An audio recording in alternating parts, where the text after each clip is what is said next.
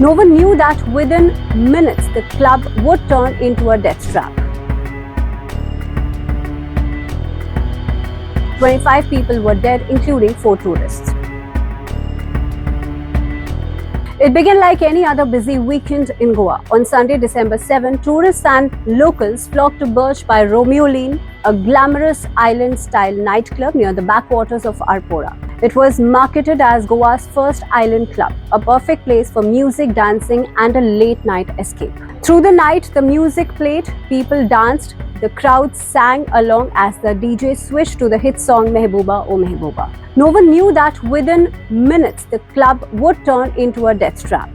A fire broke out, thick smoke filled the structure, panic spread, and by the time emergency teams arrived, 25 people were dead, including 4 tourists. Many others were injured, but what began as a party ended as one of the worst club disasters. So what went wrong? Why did a nightclub surrounded by water and advertised as a luxury island venue become a death zone? Investigators now point to serious safety lapses and a building design that violated basic norms. First, the location itself was a warning sign. The club was built in the middle of a salt pan, an unstable surface where construction is usually discouraged. The main entrance was almost 50 meters away from the actual building, and through were supposed to be 2 access routes. Only one narrow lane was usually open. This meant that in an emergency, hundreds of people had just one path to escape and one path for rescue teams to enter. Inside, the design was even more dangerous.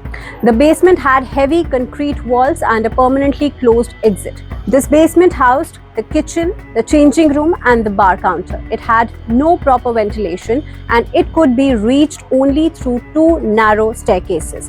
When the fire began, smoke filled this area quickly. Many staff members were trapped inside because there simply was no route out. Rescue teams later said they struggled to even reach the basement because the staircase was so narrow. For a space where many workers stood packed in a small area, the risk was always high. On the night of the fire, it turned fatal. The first floor was no safer. This was the main event area where more than 200 people gathered regularly. It was enclosed with thick glass, which looked stylish but trapped heat and smoke. It had 2 exits, but on the night of the fire, only one was working. Fire and Emergency Services Director Nitin Raikar later confirmed of the 3 exits, only one was open at the time of rescue operation. This meant guests had to push through a bottleneck. With smoke building up and visibility dropping, people panicked. Some tried breaking glass panels, others collapsed due to suffocation.